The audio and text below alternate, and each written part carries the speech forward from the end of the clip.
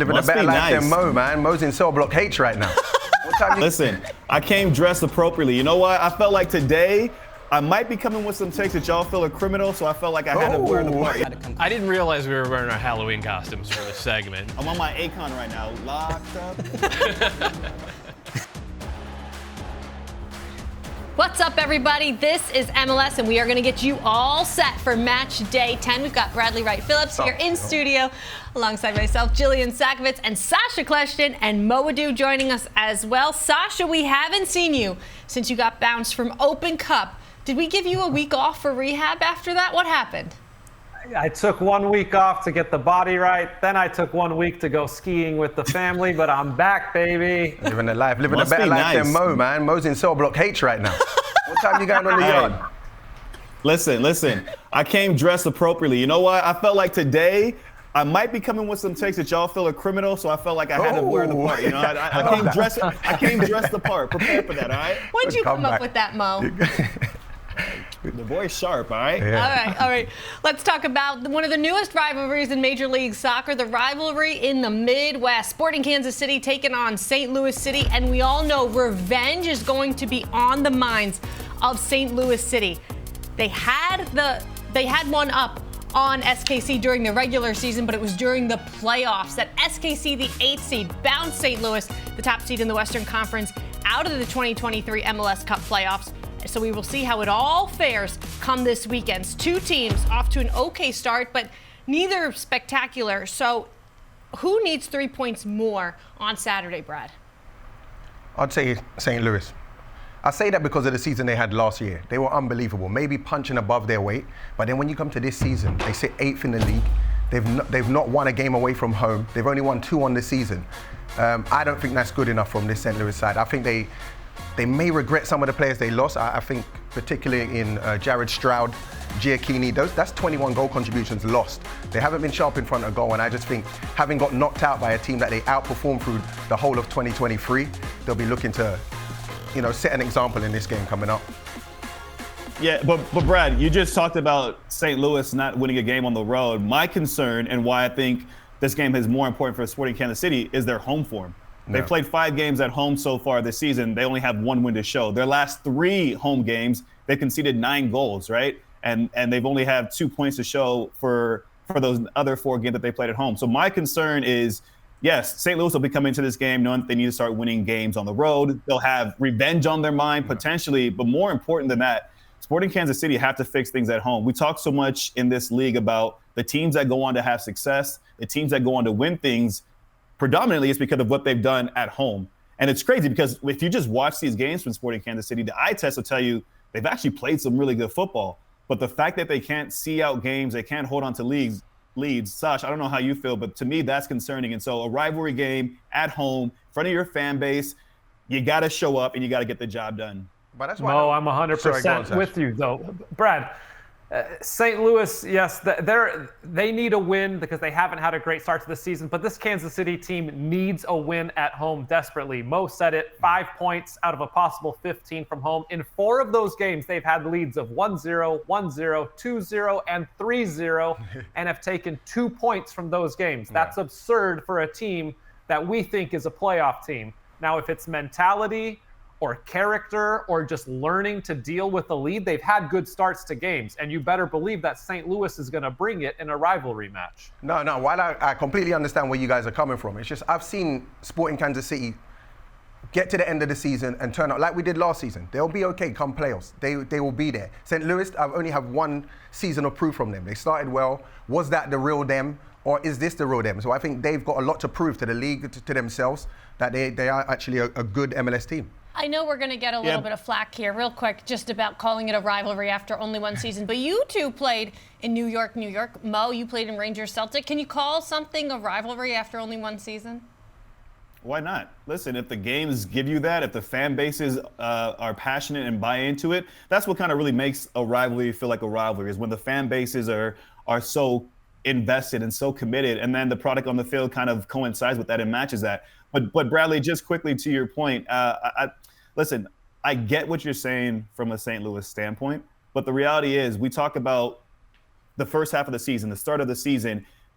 if you start to develop these traits that now become consistent, a la Sporting Kansas City in their home form, that's when you start to worry about how the rest of the season plays out. So they got to fix that. They got to correct that. They have a manager who knows how to get the best out of his players. Now the perfect opportunity is to execute that in a rivalry match. One game that people definitely didn't have circled on their calendars when the season was announced was LAFC taking on the New York Red Bulls. Red Bulls sit in second place in the Eastern Conference. Let's talk about LAFC first. Mateusz Bogusz already eclipsing his goal total of last season. He's at 3 goals now. Mo, if Bogusz can play like that, are LAFC an elite team right now in MLS? Yeah, but the biggest part of that question is if. Right? We've seen, I agree that Bogusz had an incredible game, took his goals really, really well. He's adapting and playing that number 9 position in his own way and starting to be fruitful in that position. But ultimately, I want to see him back in midfield. LAFC is an elite club. Yeah, but they're not performing as an elite team at the moment because they've just been too inconsistent.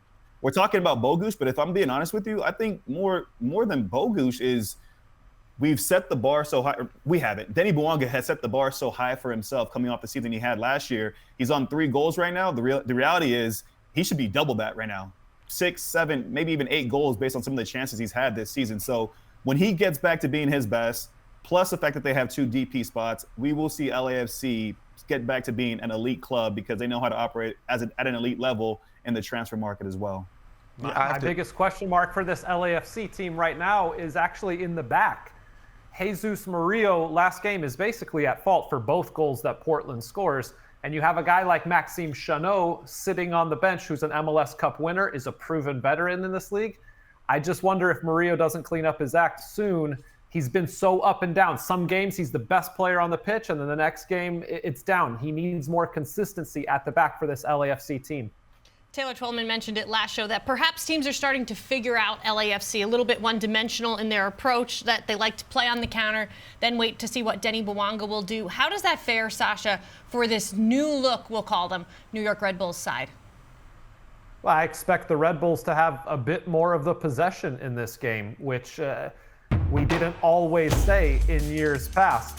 This game still will live in transition because both teams are so good in transition, but this clip here really illustrates that a team is sitting back, that Red Bulls can break them down. This was a beautiful play from the start of the play through the midfield into the flick from Dante Van Zier and the finish from Lewis Morgan. This is where I expect the game to really live, though, in transition, on the run. Forsberg on the run, Lewis Morgan on the run. And on the flip side, LAFC, they live in transition as well. For as much flack as we're giving them for being a one-dimensional team, LAFC still does create a lot of chances in transition. And I expect Denny Bouanga to start putting the ball in the back of the net regularly very soon. Let's take it down to the Lone Star State. Houston taking on Austin in a little Copa Tejas action. It has been a heck of the start for the Dynamo. 4 wins through 7 games. Ben Olsen only getting 112 minutes combined out of his 2 designated players in Sebas Ferreira and Hector Herrera. Not to mention they had to play a couple games in CONCACAF Champions Cup. Sasha, Ben Olsen, he did it in 2014. Is he your early MLS Coach of the Year? Jill, you just made the case for me right there. 100% yes, he's the Coach of the Year at this point. What he has done with this squad, without Sebas Ferreira and without Hector Herrera, and then remember, Corey Baird left in free agency. 21 goals and assists for Hector Herrera in 2023, 14 goals and assists for Corey Baird in 2023. And now, through this season, 13 points in 7 games. He is 100% the Coach of the Year. There is one other coach in MLS that has a shout for Coach of the Year right now. I won't reveal who because I want to hear who Bradley and Mo are going to say. Oh, the mystique, the tease. Oh, no. Listen, I love Ben. Love what he's done in Houston since he's came and took over that job. But are we just going to ignore – I got a couple names for you. We're just going to ignore Jim Curtin and the fact that they're so undefeated. They have a game in hand. If they win that game in hand, they're top of the Supporters' Shield race. But the one that I target and that I identify is Wilfred Nancy. I think let me finish.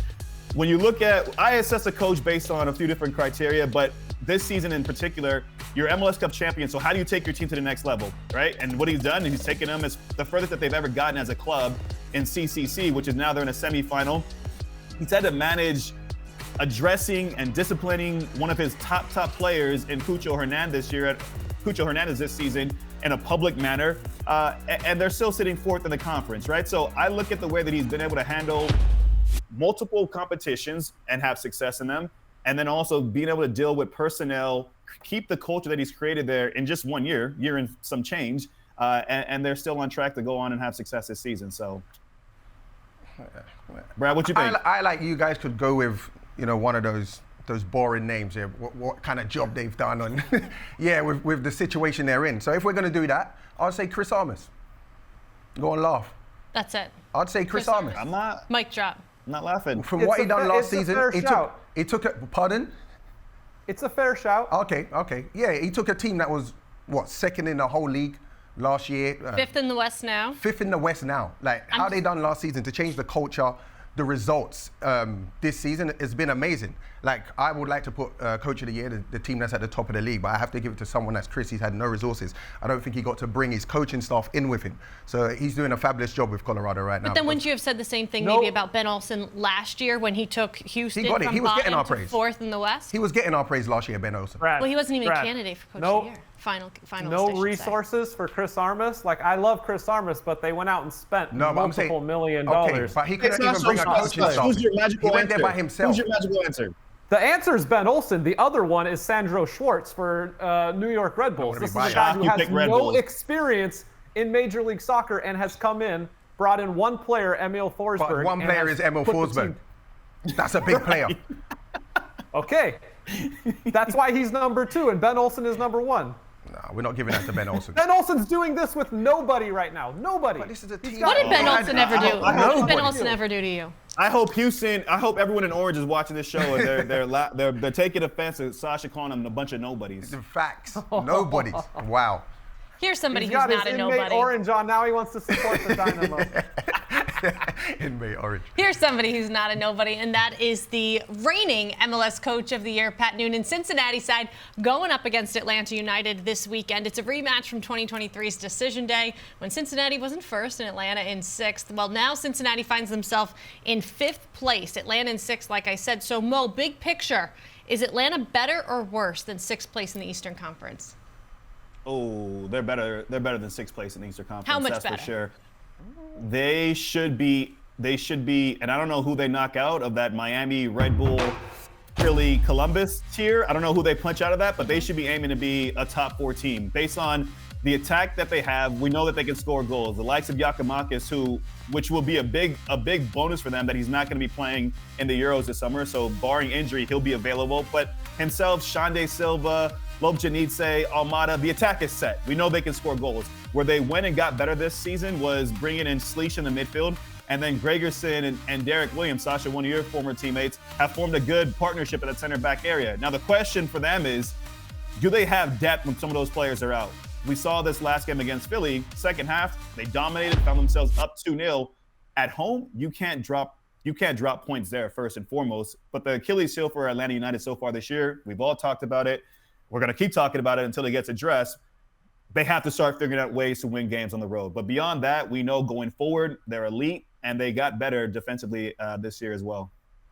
I was going to come back at you, Mo, until you made that last point. It's the whole thing. Yeah. They can't win on the road. That's the problem with Atlanta United. I can't put them better than the top 5 because the teams that you listed, Red Bulls, Miami, Philly, Columbus, those teams have proven that they can go on the road and win games. Until Atlanta United can do that, I can't put them higher than 5th. Atlanta yet to lose at home, so we'll see how that fares for a Cincinnati side that has just 7 goals through 8 games, an uncharacteristic attack compared to last year. Is it time to be worried about Cincinnati's attack, Brad? Yeah, 100%. How worried? Very worried. They brought in Corey Baird, who had a fabulous season with Houston last year. I want to say he had 14 goals, 7 assists. Here he's not come and done the business. They lose Vasquez. Vasquez only got 9 goals last season, but it was his presence. This is a player that is big, strong, he occupies defenders, and he is a goal threat. And then the biggest one for me is Barriel. He has 20 goal contributions. We always look at Lucho Acosta and think this is the man that makes it happen, but losing Barriel is one of the biggest losses they could have had, and they're suffering in front of goal. I even looked at players like Dominic Badgie in the final third. When it wasn't working out for Cincinnati, they could throw in a Dominic Badgie that could stretch defenses and make the attack even better. So I think, yeah, they're a shadow of themselves. They still defend very well, but we got to remember, this is a team that won by 1 goal margin 17 times up until now. And they could do that because they had goal scorers. They had people that can put the ball in the back of the net. Now they don't, and you're not seeing the results match up to what they did last year. Either of you got anything to say? No? Okay. I mean, the only thing I would say is that Kubo is their leading goal scorer right now, and that's no shade to him, but he's sitting on 3 goals and he's your leading goal scorer. That I don't know how far that takes you. It's crazy. He's playing 9 right now, man. He's a right wing back, left wing back, midfielder. It's crazy. They actually need a striker, some goal scorers in that team. Cincinnati will look to hand the Five Stripes their first loss at Mercedes-Benz Stadium, 7:30 p.m. Eastern Time on MLS Season Pass. Joining us now is Kaylin Carr and Matt Doyle. Mo still with us. Kaylin, I gotta say, you're giving me cowboy vibes today. I like it. I couldn't let Mo steal all of the jacket thunder today, so yeah, had to come. I didn't realize we were wearing our Halloween costumes for this segment. Next time I'll dress up too. What are you saying about me, Doyle? Is that a little nod to Beyonce? Always. Always. Yeah. Yes. Respect the queen. Yes. Respect the queen. Prison vibes, bro. I'll tell you that much, okay? I'm on my Akon right now, locked up. All right. The background's not helping, man. No. Let's shift gears and talk about the Cali Classico. Top of the West, LA Galaxy taking on bottom of the West, the San Jose Earthquakes. The Galaxy. We know what their Achilles heel has been so far in defending. 7 goals allowed on set pieces and all the spotlight on this attack. Where does the Galaxy attacking group rank for you in MLS, Mo? So I was conflicted a little bit, right? Okay. Galaxy, they're elite, and Joveljic, incredible start that he's had. Paintsill hit the ground running. Peck is finding his feet. Ricky Puig. So what I did was I looked at some of the top teams in terms of goal score this season, but then also the individuals that have stood out. So right now I have Miami at 1, Suarez 6 goals, 3 assists, Messi 5 and 5, and I threw Gomez in the mix because he has 2 goals, but he also has 5 assists. I'm gonna put Philly second. And because Carranza 4 goals, Gazak 4 goals, Ua 3 goals. So they're big 3 delivering again. And the again is a key thing for me. We've seen that trio deliver year after year. And I'm going to throw Galaxy third because, as I said, Joveljic has done well, 6 goals and 1 assist so far. Paintsill's come in and he's looked incredible. 3 goals, 3 assists.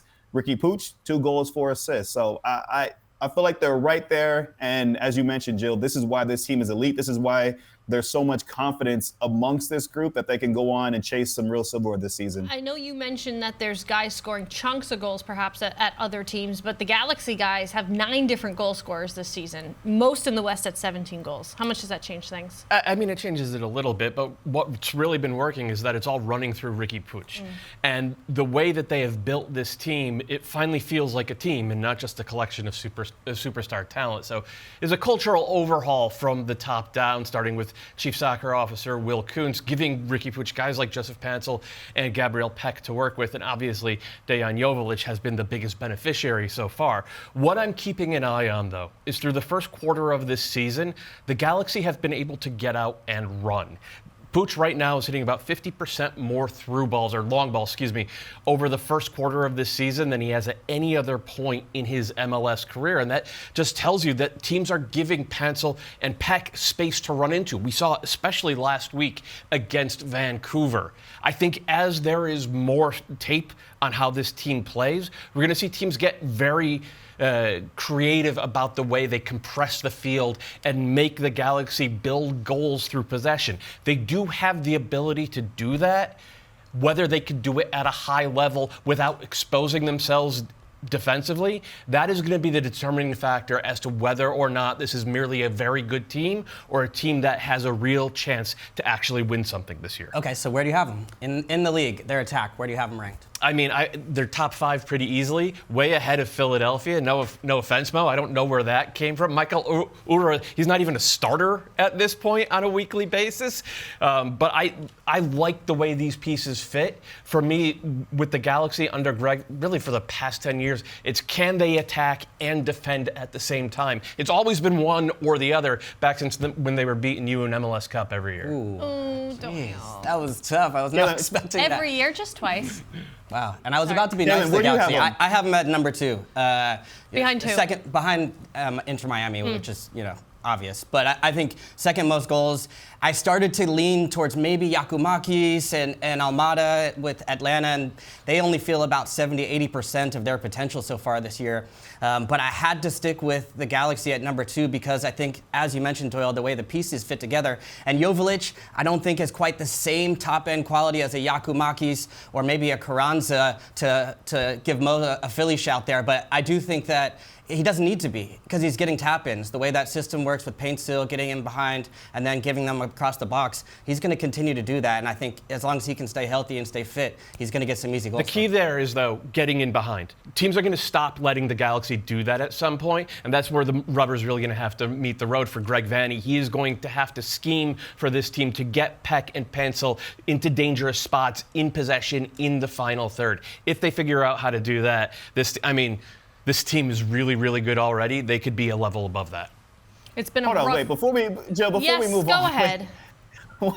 The Philly disrespect, Doyle. We're not doing that, all right? And look, Mikel Uhre, whether or not he's a starter, with that team, he still would be a starter. It'd be him and Carranza up top. I think Quinn Sullivan will drop down the line and play that Bedoya spot potentially.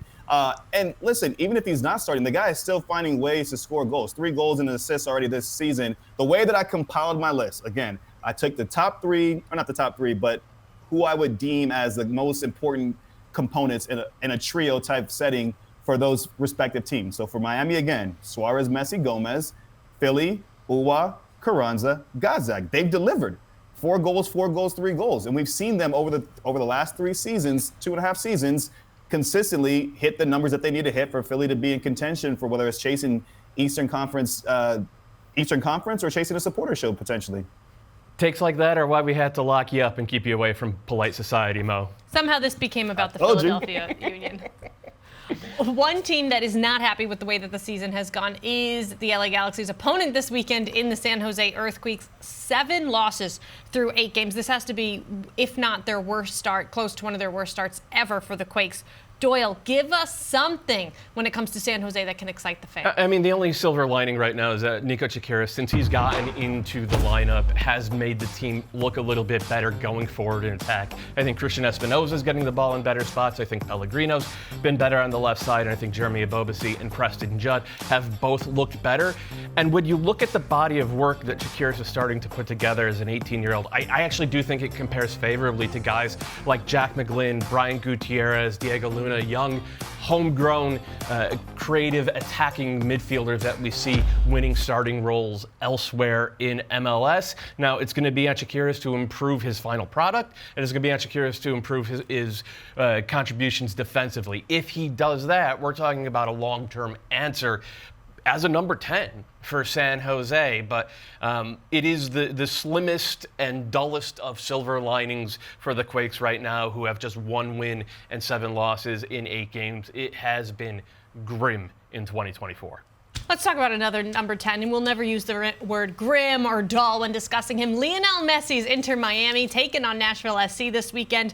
Miami, Caitlin, has still managed to stay atop of the standings while they were managing the CONCACAF Champions Cup schedule. So now with that out of the way, does that make them the clear favorites for the Supporters' Shield?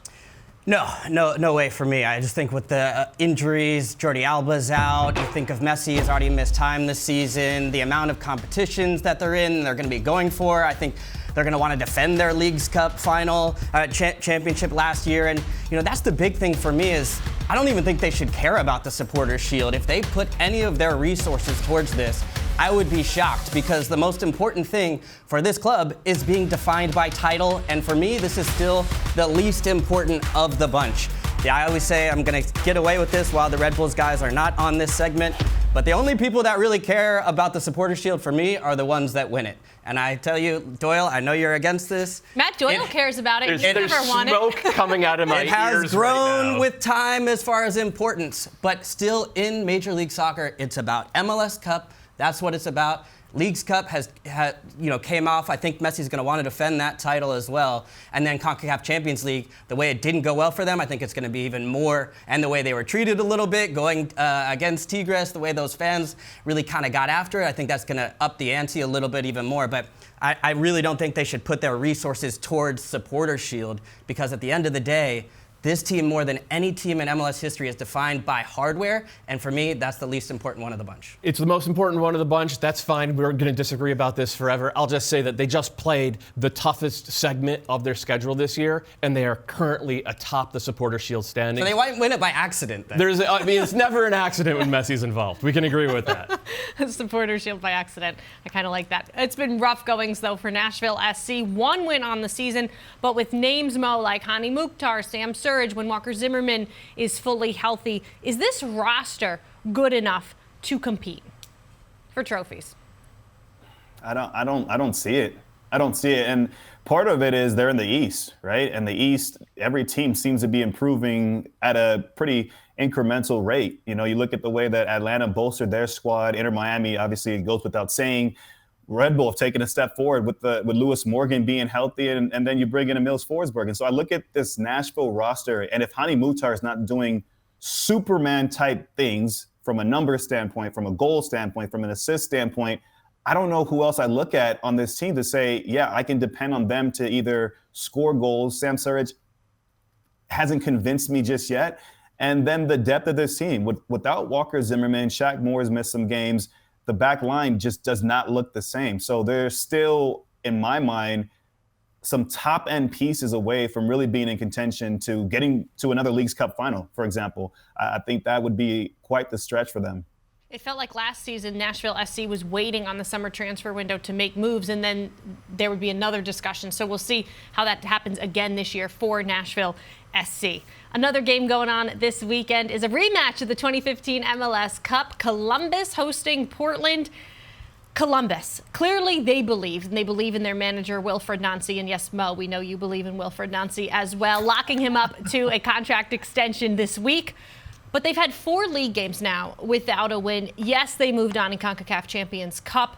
But Kaylin, why do we still all believe so much in Columbus when they haven't won a league game in over a month? Well, why wouldn't you, I guess would be Because you haven't won a answer. league game in over a month. Okay. Well, they haven't lost a league game. They've only lost 1 league game all season, and 2 of those winless matches over that stretch were playing against Tigres, who I switched it around. Inter Miami lost to Monterrey on the prior take. But look, I think this team is tremendous. I think the signing of locking down Wilfred Nancy is one of the biggest signings of the season. I thought that last year is the best signing as far as him coming in and immediately going to MLS Cup. And so I think the way this team has managed playing through international tournaments, only losing 1 match, which was a really poorly refereed match away at Charlotte that had about 68 minutes within the first half, I believe, or something crazy like that. He wasn't even on the sideline for that. Mm-hmm. That's where the Cucho thing fell apart, but he got the team back on top through a historic win for them that was technically winless against Tigres, but advanced to the CONCACAF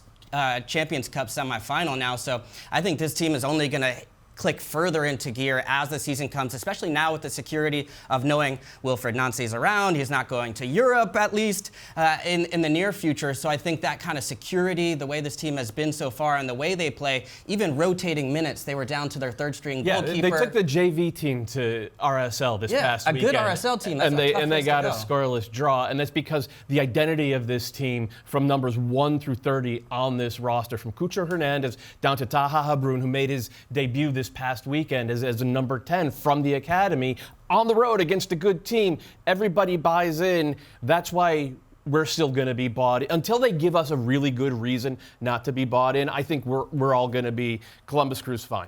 That's it. They're fine. Jill, no, yes. but the only thing I would add is, why are we even talking about why would you even ask if we're worried about the Crew? They're in a CONCACAF Champions Cup semifinal. They're in 4th. They're in 4th in the East, so they're still, in a elite position within the league. So yeah, they haven't won a game in a little while. Okay, whatever. I just chalk that up to congestion, and you're prioritizing trying to advance in that other competition. But they're still sitting pretty in fourth, and in my mind, all is well over there. So now you're coming after my question. Hey, you got to take some heat too. I know, I really do. I get off pretty easy in the show. One game that always brings the heat is Cascadia Cup, and that is Vancouver taking on Seattle. A rivalry that spans 50 years continues. But it's not usually the story for the Seattle Sounders at this point in the season. 1 win on the year. So, Mo, on a scale of 1 to 10, where does this rank for Seattle in terms of it being a must-win? 1 to 10, I'll say 10 a 9. being okay. 10 being the must-win. Yeah, and the only reason it's not a 10 is because it's a long season, and this is week 9 of the season so far. But I look at this game, and it's a massive opportunity for your side, if you're a Seattle fan, if you're a Seattle player, to just maintain and rebuild and get some more confidence going forward. It's a derby match. That has its own significance. But as you mentioned, they've only won 1 game so far this season, which is actually pretty criminal given the quality of players that they have. And we're finally getting that quality of players back healthy and fit. Hopefully, Joao Paulo is back to his best soon and able to start being that linchpin in midfield and that orchestrator for everything positive for this side going forward. But I think there's no time better than to face an opponent when you're starting to get your best 11 back in form, minus the likes of De La Vega. And this could be potentially the kicking on point for the Seattle Sounders side this season. Vancouver, meanwhile, is coming off of a 3-1 loss to the Galaxy. Doyle, 2 goals given up in the final 10 minutes. Where did Vanni Sartini's side get exposed on the weekend? I mean, Vanni Sartini put his hand up and said it's my fault because we were pushing too hard to get a winner when it was 1-1 and we lost our tactical discipline. And you could see them giving Ricky Puig space to hit that type of pass, and those types of plays are turning into goals for LA. They aren't for the Sounders so far, but here's the issue with Vancouver. They had a lot of those chances of their own in that game, and only one of them turned into a goal. And what we've seen over the past couple of years in high leverage games against the best in North America, 4 games against LAFC in the playoffs and CONCACAF Champions League, a couple of games against Tigres in the Champions League, Leagues Cup against Leon and Tigres again. They've had 8 chances to win against the best in the region with something on the line. They've gone 0 for 8. They just have not shown the ability to turn those high leverage games, those important games, into victories. Look, it's not a huge game for Vancouver for their season. They're going to be fine either way. But if they want to make a statement and say, we're the type of team that you have to take seriously as a Supporters' Shield contender and even as an MLS Cup contender, these are the ones you go out and win. Because Seattle's wounded right now, and they're going to be a little bit desperate. Desperate teams can be exposed a little bit. This would be a huge statement win for the Vancouver Whitecaps if they could get it done. But what we've seen over the last 2 years, they just don't have the horses. We'll find out on Saturday night, 10:30 p.m. Eastern Time on MLS Season Pass. All right, you 3, stick around. We got buying and selling coming up. You know how this works. Matt Doyle gives us the expertly calculated and researched numbers, and Mo Adu and Kaylin Carr tell us if they are buying or selling. But before we get into it, I want to go back to last week, a little reminder for you two. I don't love those stats, to be honest with you. All right, so you're selling the stat. Yes. You I like the rest, but this one the stat was a choice. miss. Yeah, this was a miss for me. Picky. You guys are. Then you look up the stats. Hey, this is like week 6. That never you gotta happens. bring it, Doyle. This is like week 6. Yeah, I mean, it's good, right? You know what? I think we're going to flip the script next week, and Mo and Kaylin are going to come with the numbers, and we're going to buy Doyle does a great job. Doyle does a great job. Who came prepared? Well, not I. Shocker. I was talking a big game actually in the pre-production meeting. You got your cards. And this was proved a little bit more difficult than I had expected. I went through for Chicago. We'll start off with Chicago. Can I start there? Yeah, sure, please. yeah. So I woke up Kaylin. pretty early this morning. I tried to go through every single match Shaqiri had played to see his win, loss, and draw. This is my advanced analytics, by the way. I don't know if you can get a picture of that. It's pretty bad. It's chicken scratch. I couldn't figure it out, and so I have to apologize first and foremost.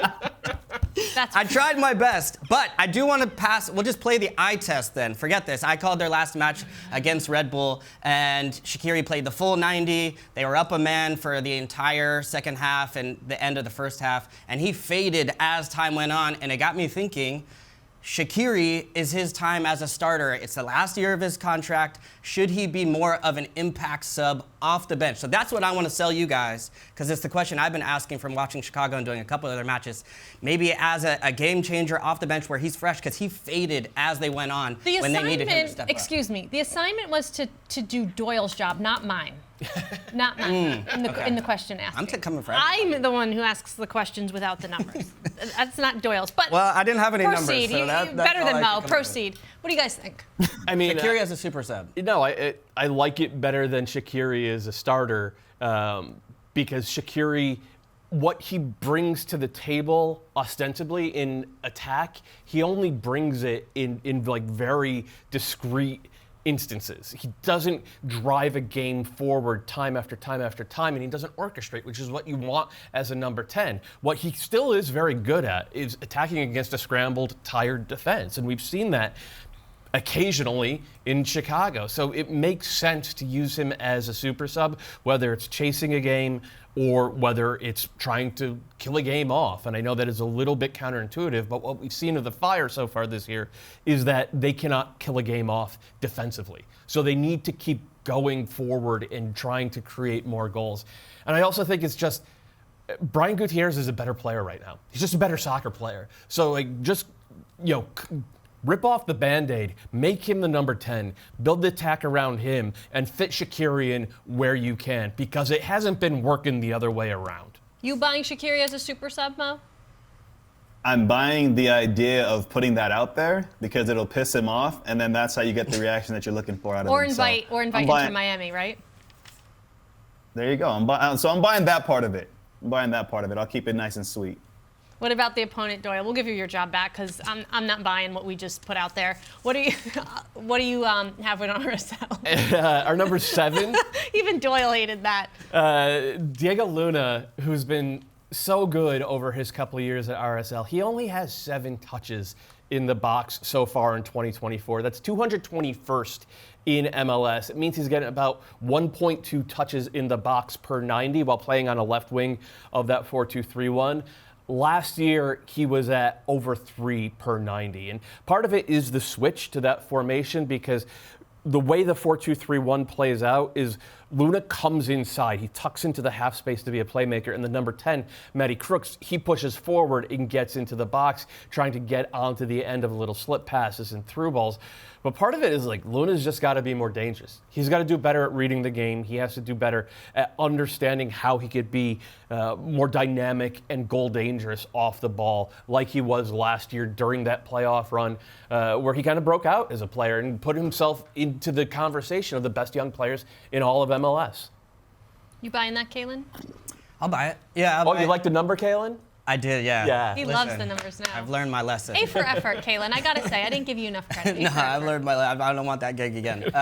But yeah, I think his number of touches and the talent is there, right? But the touches is a good indicator of how close he's getting in dangerous positions, and whether he's playing underneath or whether he's out wide, he still needs to get into the box and get involved. And I know Aranga has been carrying the load as far as goals, but Luna has that ability. So I think putting that pressure on him, we saw even last season towards down the stretch and in the playoffs, he can carry more of the load. He's happy to take that on as far as getting that final action. We saw him step up in those big moments, even from the penalty spot. So I'd like to see him get more involved in the attack, so I'll buy his touches in the box. I'll buy it as well. Well, I'll say this first, Doyle. You're so great at the number games. Never ever try to outsource that to myself or Kalen again. No, and I'll buy that. And the reason why I buy it is because I like putting the onus and the responsibility on young players. Diego Luna is still only 20, right? So there's still a lot more to come from his game as he matures, as he evolves, as he learns more about his own game and how he's able to adapt and still find ways to contribute, because we know he has a talent. He's shown that he showed that last season, especially. That was his kind of coming out party. But how he's able to figure out ways, playing in a different formation, playing in a different position, where he picks up the ball, I think that's the next level for young players, is they have to learn to mature. So I'm buying that because I want I want that pressure and that responsibility to be put on the player to adapt and still find ways to succeed. Montreal taking on Orlando. Montreal. Yeah, our number is 3.3. That was Montreal's passes per sequence heading into this game after their 6-game road trip to start the year. That was in the bottom third of MLS. And last week against Cincinnati, they had their first home game. That number jumped to 3.9, which would be top 4 in the league, just ahead of what the Crew have done on the year. So we said it for about 2 months. As soon as Laurent Courtois gets this team home and gets them settled in with his new system, they're going to start looking more and more like the Columbus Crew team that he came from. I just think we deserve a victory lap. We all called it, we all said it, and then the numbers backed it up last week. They're a better team now with the ball than they were 2 weeks ago. I'm buying the victory lap mainly because I lost some confidence going through my number segment. But I'm buying this also for Montreal big time because I think that number is only going to continue to climb. It's just the beginning for Laurent Courtois. I like that he went on the road and was pragmatic, had to play a different style. But when they came back home immediately against a good FC Cincinnati side, that's one of the best defensive teams, they were able to really build and break them down. So I think this is only going to get better for Montreal. I'm buying it because, and it's the last thing you said there, Caitlin, is the opponent that they played. They played against a Cincinnati side that are really stingy defensively and have only improved their back line. So for them to be able to still impose their style of play, I'm confident that this side is going to go on to, from the eye test first and foremost, to be more consistent from that regard. But then also I think the results will come from Montreal at home. Cowboy Card, don't ever lose your confidence. Don't do that to me. Hey, this was tough. The stats. He's shook. Don't He's let shook. that I don't take like you it. down. I don't like it. No, I'm out. You've played in some of the biggest games. Don't let the numbers take you down. What about Orlando, Doyle? 30 is our number. That's the percentile that Facu Torres is in among all attacking midfielders and wingers in expected assists over the past 365 days. So this is going back to last year. This isn't just the start of this year, but going back to last year when he was an amazing player. But what he's not is an amazing number 10. He's just not a pure chance creator. He doesn't have that gene. He's good at combining around the box, but he's not going to hit a last pass out of nowhere to unlock a defense. And yet it was Facu Torres who got the start as a number 10 last week against DC United. And in my opinion, Orlando won in spite of him being there with Martin Ojeda on the right wing. I just think it's the most obvious thing. Flip Facu Torres, put him back out on the right wing where he was a best 11 caliber player. Play Ojeda as the number 10. Orlando City are really close to putting it all together. It was a step forward last week. Just as one last move from Oscar Pereira, and I think they'll be cooking. Man, I'm so indifferent on this one, Doyle, because a part of me agrees with you in terms of what Facu brings from a wider position.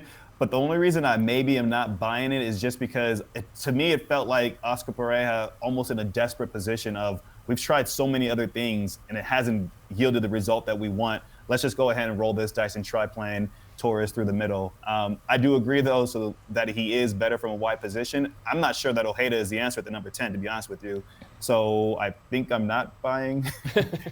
You're not buying. You're selling. I'm selling too. I don't think Ojeda is the answer as the 10. I think Facu Torres has just been asked to play there. And I don't think the XA, expected assists, is that it? I'm selling that as well too for Facundo Torres, because for me, his job on the team is to be a finisher. It's to score goals, to get into attacking third. That's what I actually would measure for him. He hasn't been able to do that so far this season either, so that'd be the more concerning statistic for me than his lack of goal contributions from the assists. All it took was one little pep talk from Jill. Look, you're right back in the saddle, man. That's what teammates do. New York City FC's 4-game homestand continues, and this weekend they've got DC United. Doyle, what do you have on Nick Cushing's side? Our number's 29. That's how many more passes in the final third NYCFC had last week than the Revs, and it speaks to the way they played on the week. They set up shop and they were patient and they picked the Revs apart with possession, and that's what they used to be, right? This is what they looked like under Ronnie Dyla and Dome Tarrant and Patrick Vieira. Every year after year after year, they would lead the league in passes attempted and completed in the attacking third. And when they wouldn't complete a pass in the attacking third, they then had one of the best presses in the league. They would win the ball back a ton. We haven't seen that under Nick Cushing. It was nice to see it even for 90 minutes. It's hard to read too much into it because the Revs are frankly so poor. but I feel like it's a positive data point for a team that really needed one coming out of this game. I wanted to buy this until you said it seemed like the Ronnie Dyla side and the Dome Torrent side.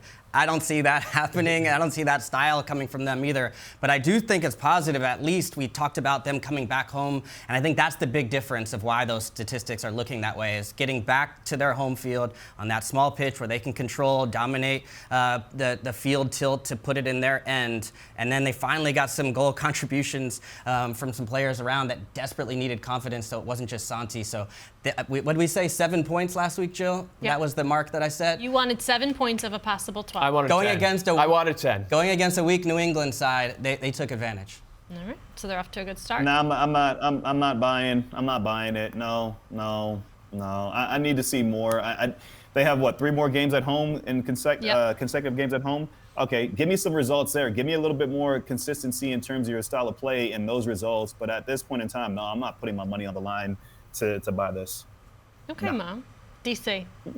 Our number's 41, as in 41%. That's a percentage of DC United's possessions that end in the attacking third, which isn't bad overall, but it's actually pretty low for a pressing team. And that speaks to the fact that when they get caught, when they're pressing, when in possession and then they bring numbers up to press, they're not winning the ball back as often as they should, and they are losing the ball too often in midfield, and so they're getting caught out a lot. And for a team that takes risks with how far they want to come up the field, losing the ball 50 yards away from goal is exponentially more dangerous to them than losing the ball 70 yards away from goal. I think we saw that on what ended up being the game-losing goal for them against Duncan McGuire in Orlando City last week. They just need to be cleaner on the ball through midfield. And I know that's not something that you say often about pressing teams because it's more about winning possession than keeping possession, but they need to be a little bit better at the keeping possession part of it if they're going to start climbing up the standings. I could buy that. I can buy the last part, especially about being cleaner. I think playing on a smaller field as well, though, is going to help them in terms of how they go and press. So as much as we're talking about NYCFC looking better and more like the old version of themselves, I think DC might have an advantage in the fact that they're playing on a condensed pitch, and that could play into their style of play. So it's all about, to your point, Doyle, connecting that first pass after they do win the ball higher up the pitch, and there's less space to have to cover. So I guess I am buying that. Oh, Mo, don't buy that. Don't let him sell you this one, man. This one, I mean, being cleaner on the ball, what's that about here? This is high press. Commit to the philosophy. That's what DC have done. They've won the ball in higher positions, but they're more dangerous against the ball than with it. And they have Benteke at the top of it. And you go to Yankee Stadium or Citi Field and try to play through everything and be clean on the ball, you're going to run into problems. So I say commit to it, push up higher, win the ball, however you got to do it, then get it to Benteke, stick with the formula, but I'm not worried about them in possession. No, but Kalen, my clean on the ball is as a response to the press. After you press and you win when you win possession, that first pass, I'm saying, needs to be clean. Okay, but not like sustained possession. No, I don't care about that. Not for them. Deal.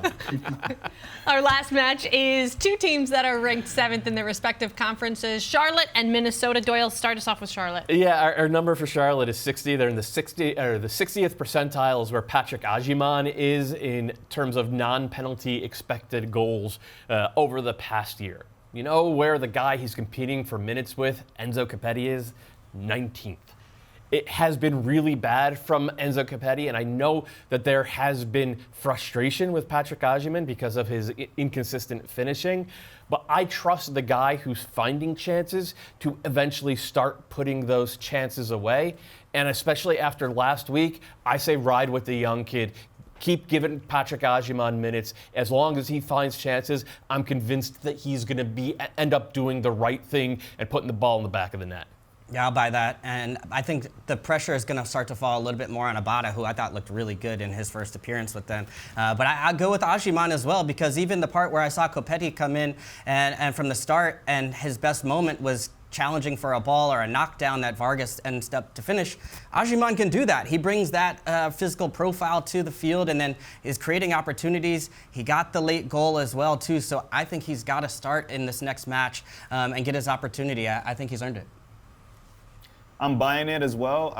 Listen, if you're showing that you deserve to be in the position, play him. Play the hot hand. It's that simple. And if you have numbers that now support that as well, great. But it's more so for me, he's scored goals this season. Copetti has it. The only part that's kind of challenging to that is Ajiman off the bench brings more into the game than I think Copetti off the bench does. But I still would play the hot hand, and that's Ajiman at the moment. And what about Minnesota? Our number is 0.14. That's the non-penalty expected goals per shot that Minnesota are allowing, which is currently the worst mark in the league. I like a lot of what we've seen from Eric Ramsey's side so far this year, but if they're not going to limit chance quality against, then they are not going to stay in the playoff race for long. And they don't have Emmanuel Reynoso as a presence defensively to use as an excuse, by the way, right? Like, this lineup without Reynoso is supposed to be the type of lineup that can lock teams down, create turnovers, and limit chance quality. They haven't done that yet. It has been the biggest issue for Minnesota. It's been actually a bigger issue for them than the lack of Reynoso so far, because the attack has been fine. They're generating chances, they're generating goals. What they have not been able to do is lock down the teams that they're facing, and that's why they've gone into this slump. This me? I'm selling it. I feel like it's a little bit too early still to go so crazy in terms of ripping apart Eric Ramsey and what he's done there so far. I feel like they're heading in the right direction. Yes, can they do a better job of the chances that they're giving up? Yeah, but ultimately I still feel like they're in a good position. I think they're 7th in the West right now with a game in hand. So from that standpoint, they're still sitting comfortably with room for growth. Yeah, I'll sell that too and agree with Mo. And they're also missing Mickey Tapias, who's out injured and should be back, I think, this weekend. But when you change that center back position, that's a relationship position, that continuity, the chances start to come. And then also, we talked about being good on the ball. This team is generally very safe in possession. There's the big turnover by Trapp that goes down the other direction. He also had a really good match, had a secondary assist as well. But they just have to be cleaner in those areas and then get healthy in the center back position. I think Minnesota's going to get back on track. You feel vindicated, Doyle, today?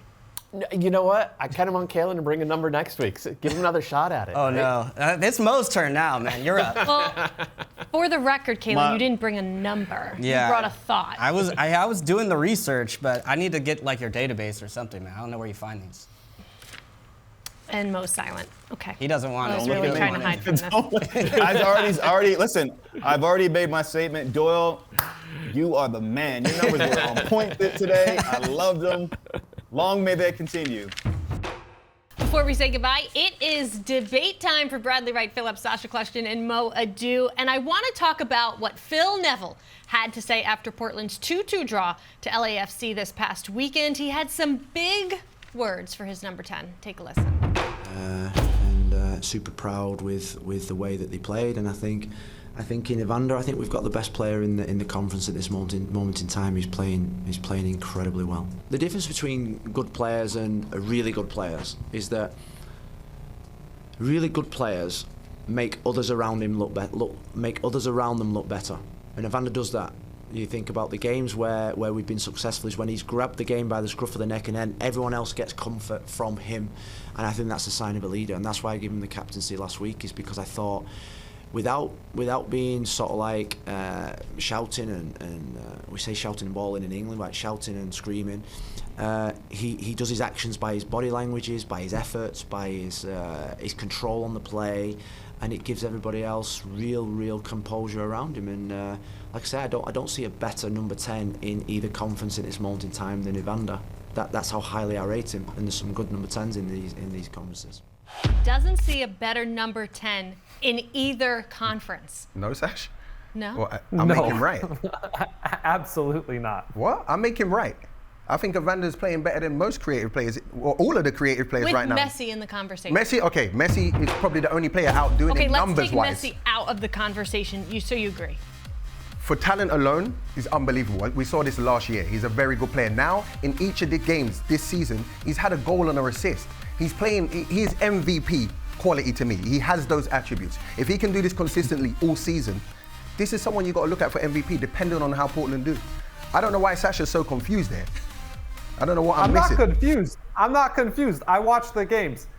After 6 games where you're saying, you just said, if he can keep this up for a whole season, which he's proven he which can't, you need to do for MVP, yeah.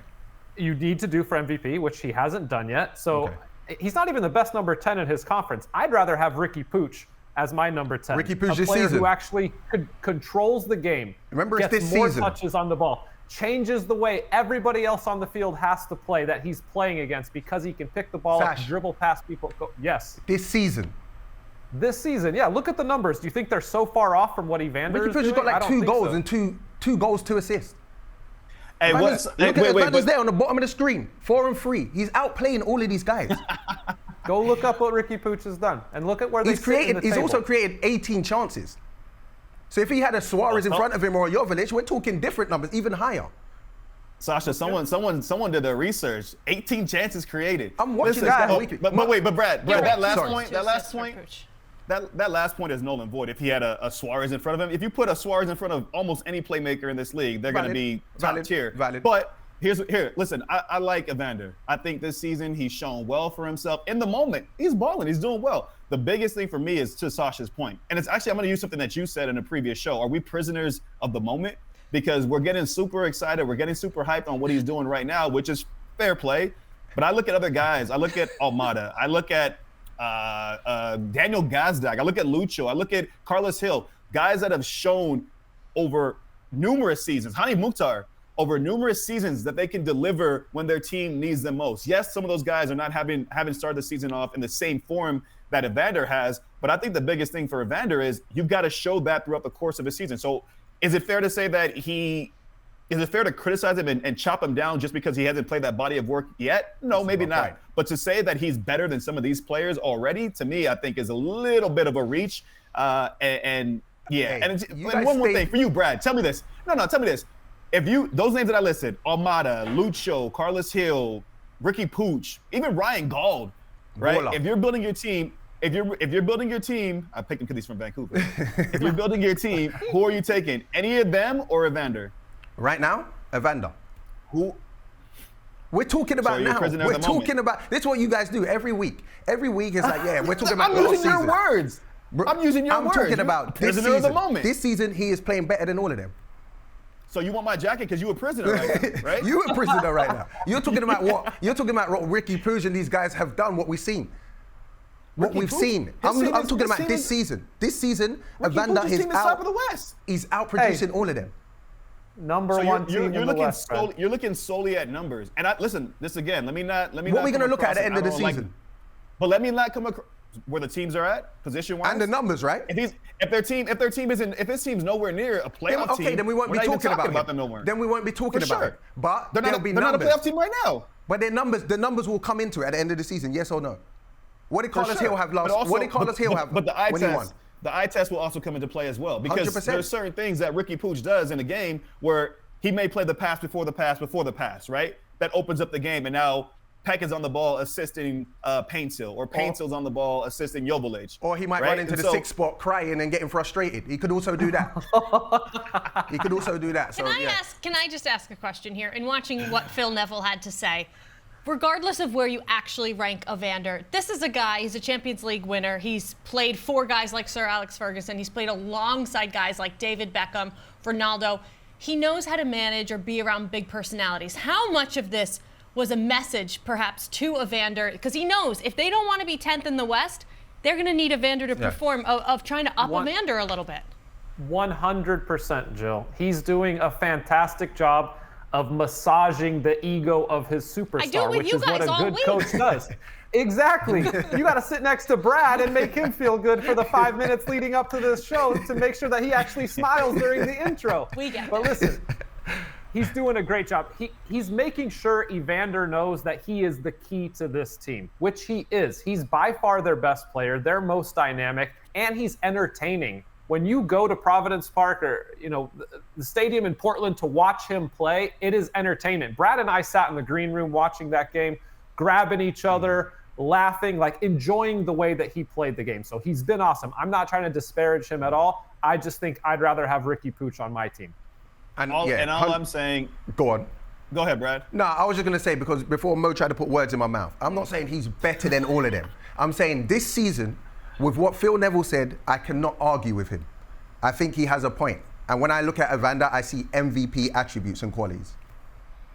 All I'm saying is, Jill, first to your point, I mean, Phil Neville said it as much in that quote, right? He put the armband on his arm for a reason, right? He's, as Sasha said, he's trying to find every way possible to keep, first of all, keep him bought in, keep him happy, keep the player confident, but also to make him feel like this is your team. Yeah. We're gonna go as you go.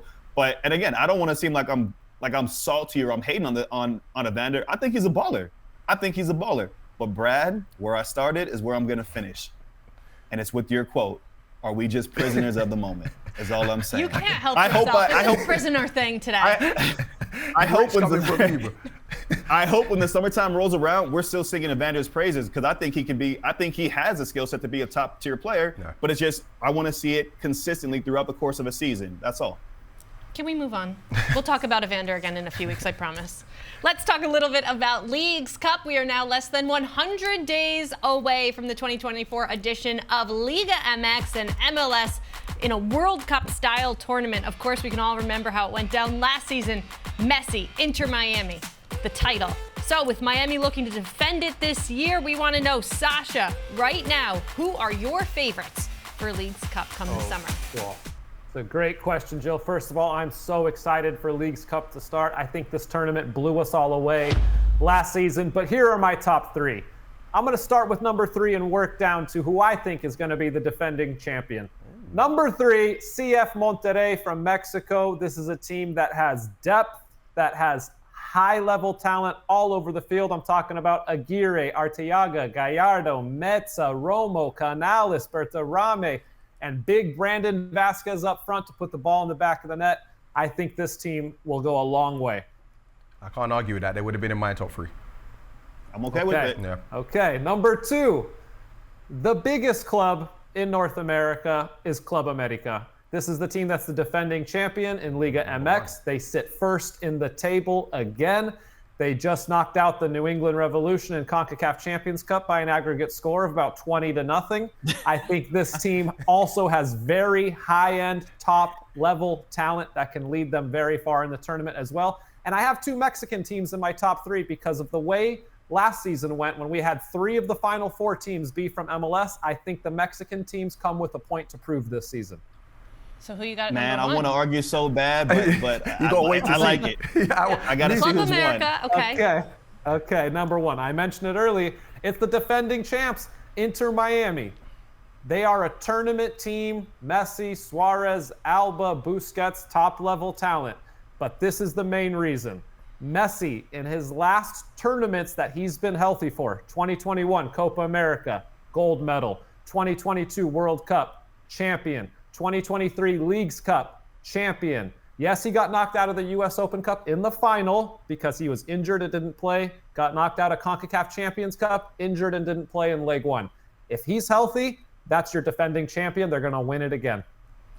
So you just said that 3 of the 4 teams in the semifinals last year were MLS teams, and now you only got 1 team. You only believe in Inter Miami. Columbus. So you don't like Columbus? Yeah, Columbus has no chance. Columbus is CCC. They're in the CCC semifinal right now, and they have no chance in your mind? I didn't get to add a 4th team, sir. This is only 3 teams. The rest is up to your imagination. But I'm telling you, Liga MX teams, they're coming back with vengeance this year. So, Mo, where would you put Columbus on this list of 3? Yeah, that's the question. Ooh. That's the question. If you're going to challenge like that. Yeah, I might put like a slash next to maybe number 2, a slash next to Club America, or a slash next to Monterrey and slot them in there. Look, I think, and it's gonna seem like I'm just a Columbus fan or something, like this should be yellow, but Columbus, man, I feel like they've matured in the right way over the last season and some change under Wilfred Nancy. They're still in CONCACAF Champions Cup semifinal, the furthest that they've ever been in that tournament. I think they're going to be viewing Leagues Cup as another opportunity to chase a trophy, just like a lot of hosts of other teams. Philly, I think, will be in that conversation as well. Jim Curtin, they are desperate for some trophies, for some silverware. We saw how close they came last year to being in that conversation, to getting to a final. So, yeah, I think at Club America, I think Monterrey, I think Tigres, a lot of Mexican teams, Toluca this year, are playing well, will have a point to prove because of how they were embarrassed last year's competition. But I also don't take anything away from some of the top tier MLS teams that'll feel like this is another opportunity in this Liga MX, MLS kind of competition to show where they stand in this regional pecking order. Sasha, you mentioned how elite Messi is in tournament styles, whether it's, World Cup or Leagues Cup. But let me ask you, you talk about when he's been injured. He's got Copa America before Leagues Cup. How much of that comes into play? I think Argentina's got to be the favorites to win the Copa America as well. But we've seen Messi throughout his entire career play game after game and wants to be on the field for 90 minutes. We'll have to see how Tata Martino can manage him. I hope that we see a healthy version of Messi throughout the entire summer so that we can see the best version of Inter Miami as well. I want to see the best players on the field for this entire tournament. My only rebuttal to Miami being number one, and I would love to see them be number one and then hoist it again, but just how difficult of a task it is to repeat. Whether it's repeating as MLS Cup champion, repeating in any kind of tournament setting, it's never an easy task. Although, we saw Real Madrid do it, 3 times in Champions League. But my point is just repeating coming into the tournament as the team holding the trophy already. There's a target on your back, of course, but just being able to go through that process again, the emotional toil, the expectations, the pressure. These guys are built for the pressure, but I just think that it is tricky. Brad, what do you think on that? Yeah, I kind of agree. I don't see Miami winning it again. It is very difficult to do that. I would actually have Columbus probably in there as a favorite, just because that team in a game they have to win. I think they're more capable of, getting it done than most in the MLS. What I do know is it's going to be a brilliant tournament, though. Like Sash said, we got, Mexican teams now coming here and wanting to win. They don't want to see a MLS team win that again. So it's set up to be a really good tournament. Either way, I'm excited. Where do you think Leagues Cup ranks for Tata Martino when you look at Supporters Shield, MLS Cup, and Leagues Cup? I think it might be at the bottom now because he's won it. He's already won it. If I'm him, I'm looking at an MLS Cup, but that's just me. I'd probably want the MLS Cup. All right, you want the MLS Cup? Well, we'll leave it there. We got so much more coming up next week, so thank you so much for joining us. Same time, same place on This is MLS. Enjoy Matchday Tap.